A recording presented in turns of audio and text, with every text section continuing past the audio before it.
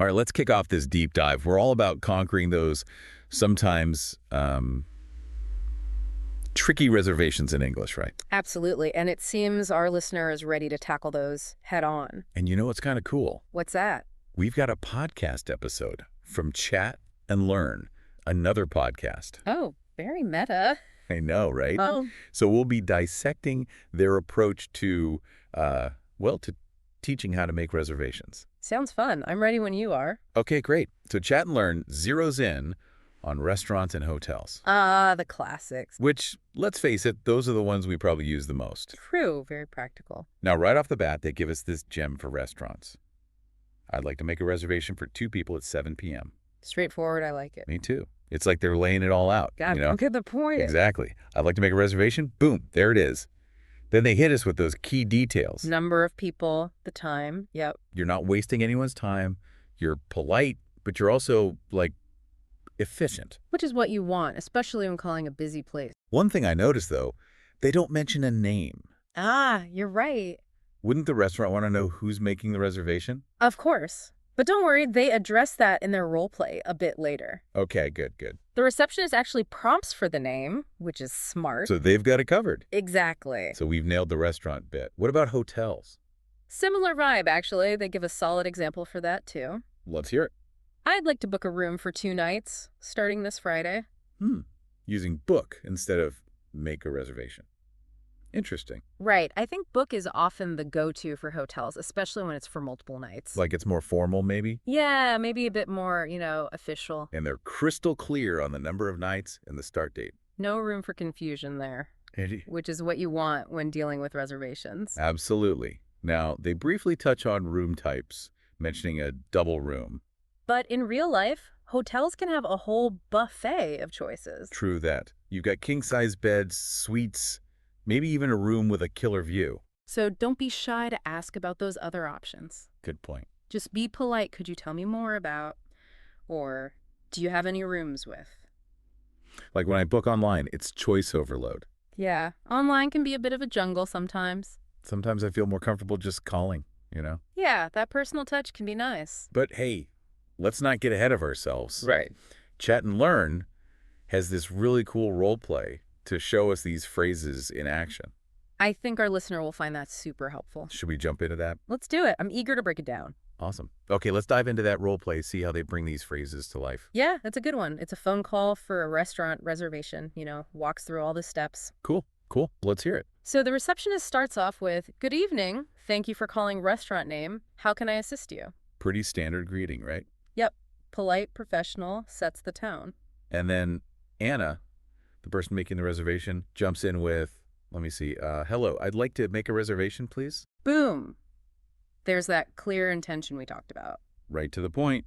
No messing around. And the receptionist keeps it rolling with, "Certainly.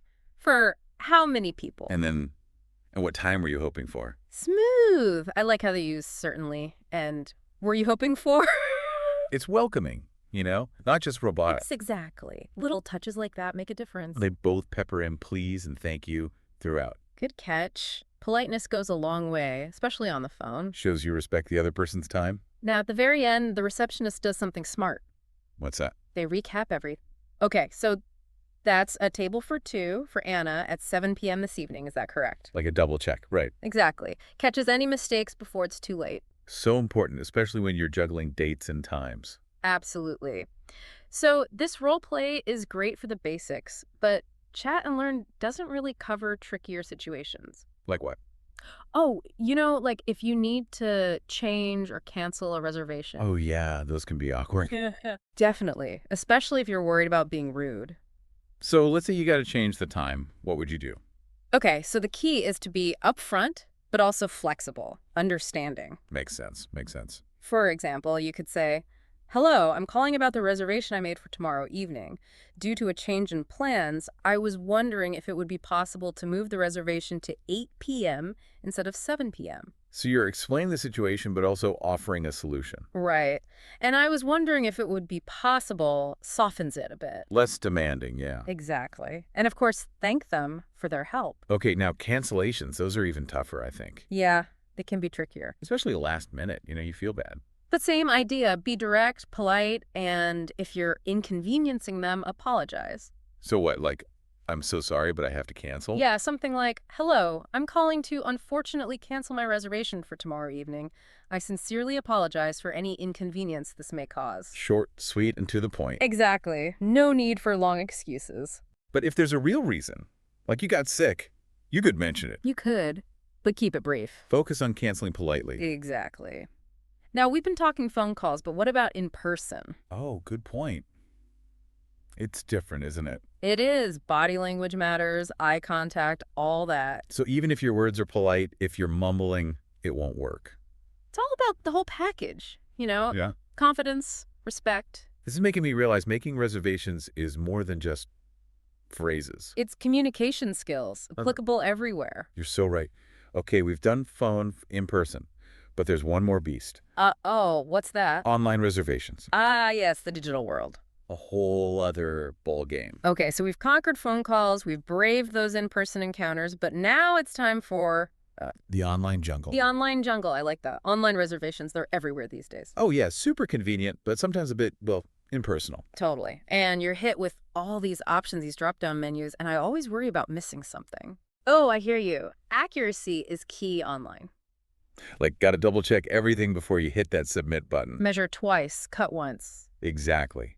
And it's not just dates and times, right? Right. You've got those special requests, dietary restrictions, all that. Oh, those are so important. They can make or break your experience. Exactly. So if there's something specific and you can't find it on the form, don't be afraid to use that special requests box or even send a follow-up email. It's like adding that personal touch, even if it's digital. Now, another thing to remember with online reservations, it's still about being polite. Oh, right. It's easy to forget your manners when you're just typing. Exactly. So those magic words, please and thank you, they still matter. Even in an email. Even in an email. And watch your tone. No all caps, no sarcasm. It's like you can't hear a smile in an email. Exactly. Now, online platforms are pretty good these days, but sometimes you hit a snag, Oh, yeah, a glitch or something confusing. Right. So check for those FAQ sections or even a live chat. It's good to know there's usually a human you can reach. And even if you have to email customer service, same principles apply. Be clear, be polite, explain the issue, say thank you. Wow, it really is all connected, isn't it? Communication skills, they're universal. This deep dive has been amazing. I feel like I can make any reservation now, anywhere. I'm glad to hear that. And remember, communication is a skill. You can always get better at it. Practice makes perfect. Exactly. Embrace the opportunities, learn from your experiences, and remember, a little kindness goes a long way. You said it. Well, folks, that's a wrap on our deep dive into the wild world of reservations. We hope you've learned some valuable tips and feel ready to book that table, that room, that anything. Remember, clear, confident, and courteous, that's the winning combo. Thanks for joining us, and until next time, happy communicating.